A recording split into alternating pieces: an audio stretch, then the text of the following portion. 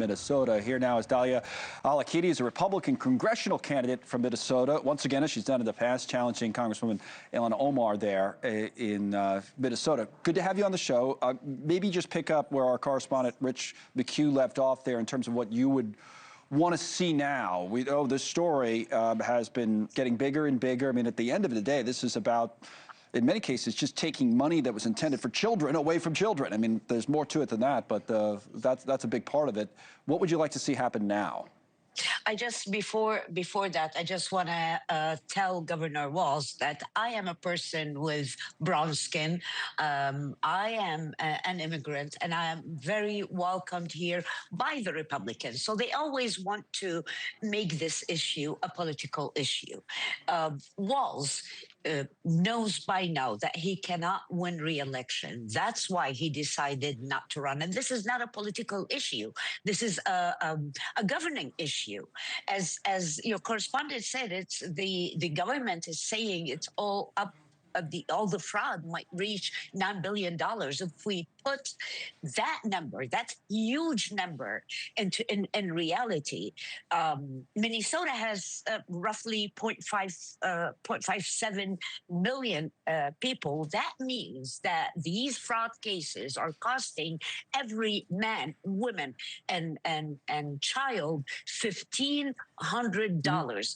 Give me one Minnesotan that is willing to write a check for $1,500 for these cases. This is very important. And you know what? We've been screaming fraud for years, but nobody, the media, nobody listened to us. We're so glad that finally Minnesota is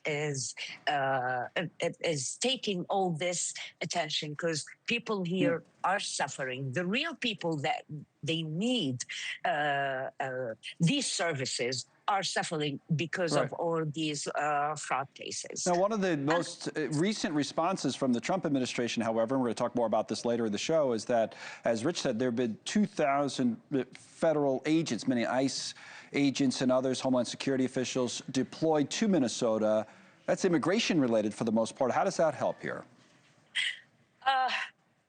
Because with everything that's been uncovering for the past month or so, the fraud cases aren't only in Medicaid or feeding the future or autism centers. Even they've discovered fraud in immigration process. So this has nothing to do with this, but that's what the DFL is doing. That's what Walz and Ilhan Omar and others are doing. They're trying to put everything under a political perspective. It's simply, we have the right to know who did what, who knew what, and why nobody has done anything about it. At the end of the day, though, do you think the political landscape that you allude to there has really changed because of the scandal in Minnesota?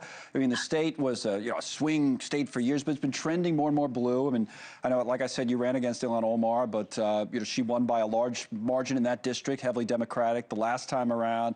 Walz is a Democrat. There's been a lot of speculation that Senator Amy Klobuchar might run for governor and be successful as a Democrat. Has this really changed anything in Minnesota?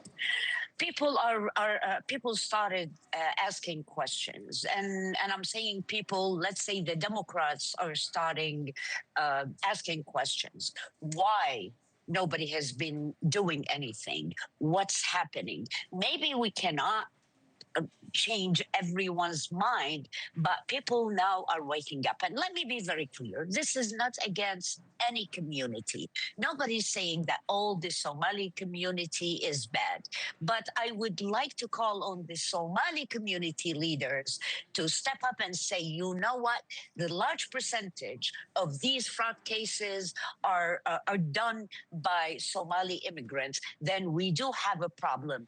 Let's work together on this problem instead of demonizing the Republicans, or instead of playing the victim card and saying they are accusing us because we're immigrants or we're Muslims or we're not white.